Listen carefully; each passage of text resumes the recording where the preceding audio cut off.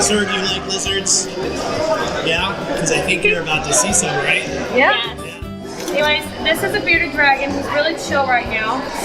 Bearded dragons are actually one of the friendliest of the lizards because they actually can get attached to you. They get their beard right here, so they call them bearded dragons because it gets dark. They start bobbing their head if they want to mate, if they see another male and they're being territorial. This is Izzy, and that's why he has that little mark on his mouth because he's always bobbing. They eat mostly bugs, protein, you know, that's 70% of their diet.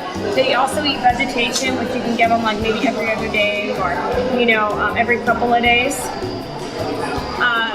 One thing about bearded dragons that you have to watch out for is I personally don't like sand because they get impacted very easily with that.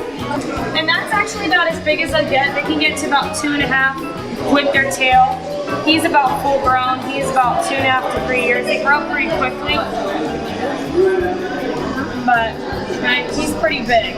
And you see how little they are, and this is only 2-3 years. They grow fairly fast. And they have to be in like a 40-gallon tank, and they could not be together even if they are mating.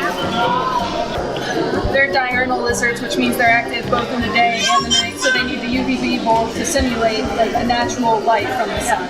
And one thing about your bearded dragons is that when they eat, make sure they have their light afterwards because they have to they use that light to help digest their food. If you were to feed them right after their lights go off, that's not really good because it doesn't process in their stomach correctly. Now this is Typhon. He's actually one of the most chillest iguanas I've ever encountered. He's kind of fidgety, so he doesn't like to be held by many people. Now, I mean, in a big group. I mean, if he was held by the same people for long, he'd be fine. But of course, they like high spots. Now, iguanas are actually one of the main lizards that are surrendered a lot because people do not realize how big they get. And then when they get big, they don't know what to do with it and they surrender. So one thing about the iguanas is you have to realize that it is going to need a 6-foot high by 4-foot wide tank to do that. They eat vegetables and all that. He is a very picky eater. They eat like pretty much vegetables, you know, kale, collard greens, and of course, you know, dusting them with calcium vitamins once a week.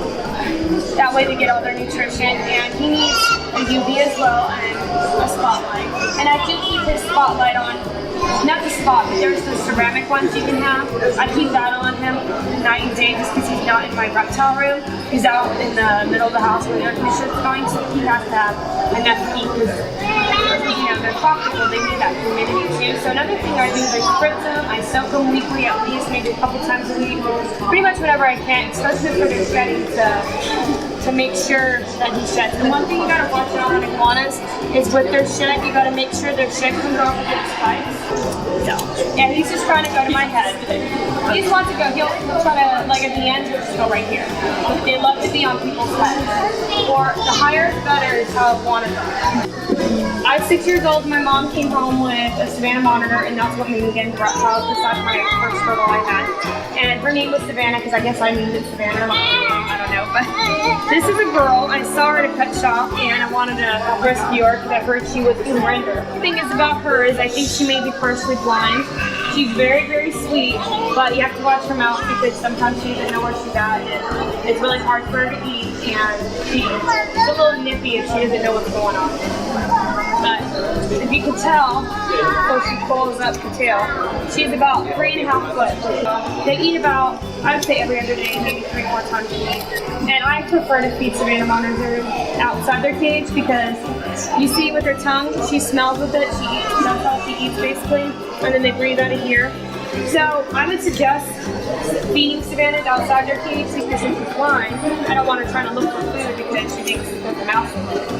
So I feed her outside the cage. You can even eat fish, like you know those little smelly, like sardine-looking fish. You can feed them that. So there's all types of things you can feed it. You cannot feed it scrambled eggs like you can a tegues.